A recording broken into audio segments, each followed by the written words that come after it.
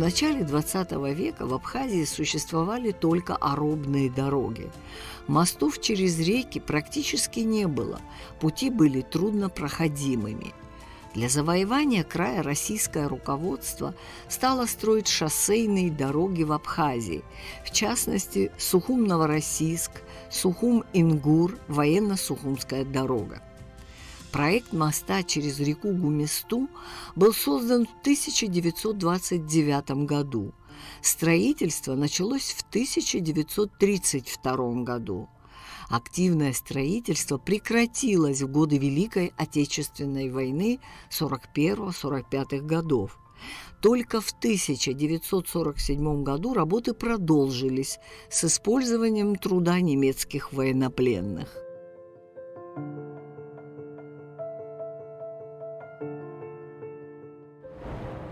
Игорь Петрович, мы с вами у легендарного Гумистинского моста. Я думаю, зрителям будет нашим очень интересна его история и сама конструкция. Что вы нам можете интересного рассказать? Все движение шло по береговой зоне, вот в районе спортбазы, бывший там стоял деревянный мост, и через него шло все движение по побережью. Но потом Великая Отечественная война и много трудностей, горести, лишений, все. И только в 1949 году приступили вновь к строительству этого моста. Ну, тогда появились дешевая рабочая сила. Вот здесь находился лагерь военнопленных. Порядка 10 тысяч человек работало на мосту. Ну, был построен временный мост, на него ставилась опалубка и опора опалубки. И монолитным способом было построено данное сооружение. В своем роде для нас очень уникальное, хотя, так сказать, близнецы данного сооружения есть в некоторых районах по побережью, которые строились практически одновременно. Просто это в каких районах? В районе Мацесты, мост, который стоит по, так скажем, трассе, они перетерпели реконструкцию, то есть были усилены балки, стойки, и габарит моста был доведен по перильным частям до 15 метров, то есть соответствует сегодняшним нормальным нормам и требованиям. Данный мост, он, конечно, очень большую работу выполнил за столько лет. Практически не велись никакие ремонтные работы, за исключением последнего времени, когда был снят 45-сантиметровый слой асфальта с моста и уложен 5 или 7-сантиметровый слой. Также было сделано вот так называемые бордюры. Очень многие это критикуют, говорят, вид с моста, но у моста появилась не только поперечная качка, то есть мост раскачивался в бок тоже. Это очень нехорошие признаки.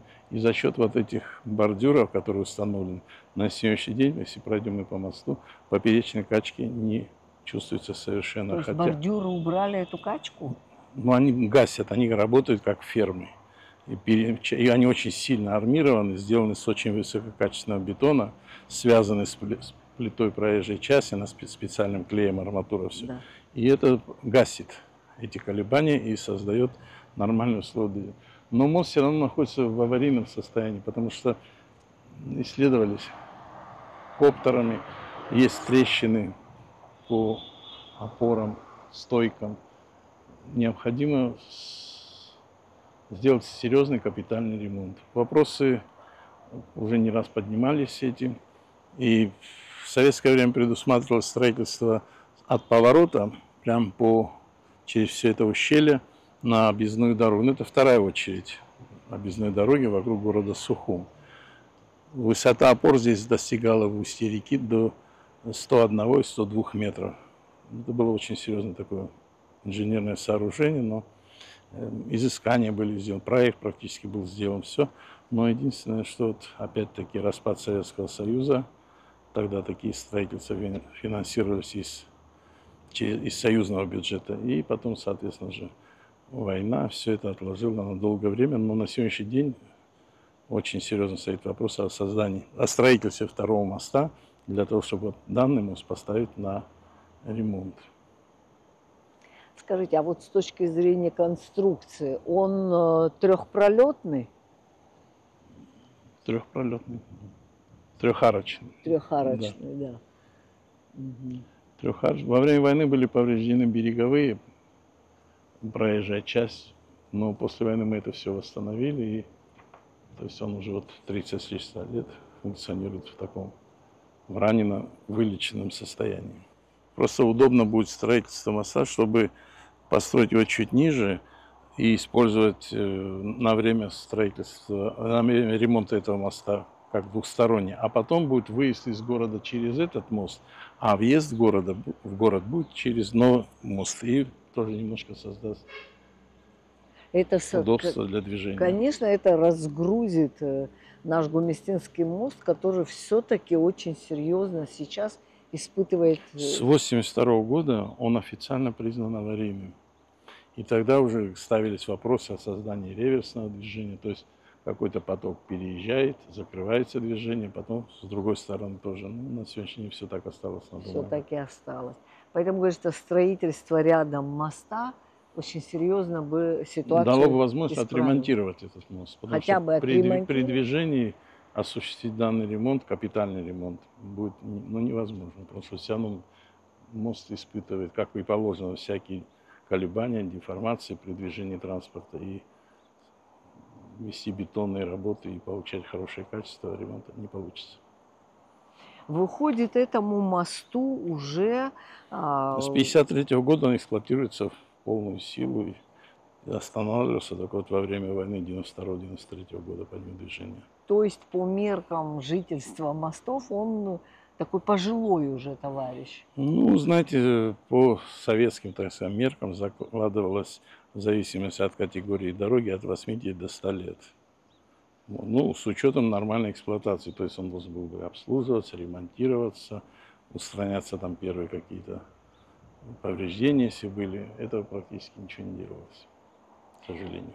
Скажите, вот эти трещины, которые мы иногда наблюдаем здесь, они ремонтируются, конечно, но насколько они спасают вот такое латание дыр, оно спасает Ну, вы ситуацию? знаете, я имею в виду трещины не на проезжей части, а подмых? в этих конструкциях самих.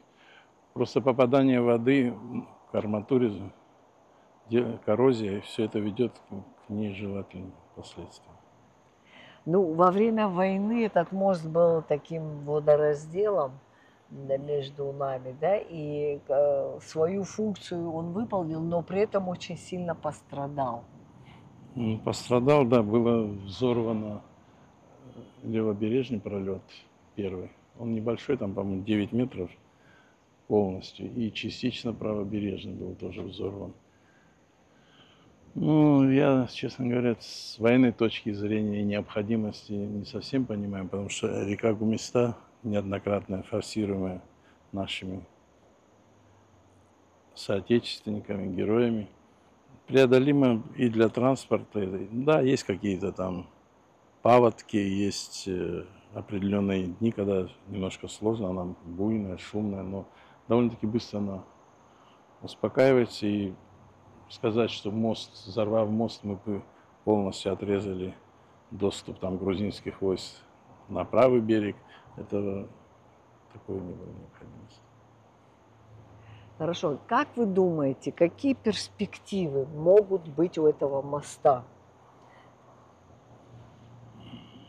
Ну, если быть оптимистом, то ускоренное строительство нового моста, куда можно будет переключить движение, транспортное движение, создаст условия, чтобы его капитально отремонтировать, и очередные 100 лет он будет радовать и гостей, и всех. Потому что, заезжая в город, он удачно очень расположен, люди видят этот мост. Практически проезжая по мосту, мало кто замечает и обращает внимание, что едет по мосту. Редко. А тут видно и высота, и красота, такая ажурность этого данного сооружения. Хотя вот его длина 156 метров, вот, все-таки серьезное сооружение. Но А высота какая? максимальная высота в пойме, где от воды 27 метров. От воды? От воды 27. Ну, там пониже, здесь чуть уже насыпано. Мгм. был период, когда сюда переходила речка, там был берег. Здесь вот, видите, накидывались всякие защитные конструкции, отбивали к горе. Ну, если вы говорите, что в результате ремонта капитального он еще простоит 100 лет, это хорошие перспективы. Да, но не надо затягивать с ремонтом. Потому что если он рухнет, это возникнет резкая необходимость устроиться какой-то переправой. Она будет тоже не очень надежной за короткое время. А потом восстанавливать все снова будет немножко сложно. Поэтому лучше вовремя все Да, сделать. да. Спасибо большое, Игорь Петрович. Итак, это объемное сооружение не может не вызывать восхищения. Несмотря на свой преклонный возраст, Гумистинский мост может стоять еще долгие годы, если мы дадим ему второе дыхание, капитально его отремонтируем, красиво подсветим. Само ущелье является великолепным природным фоном для этого монументального сооружения.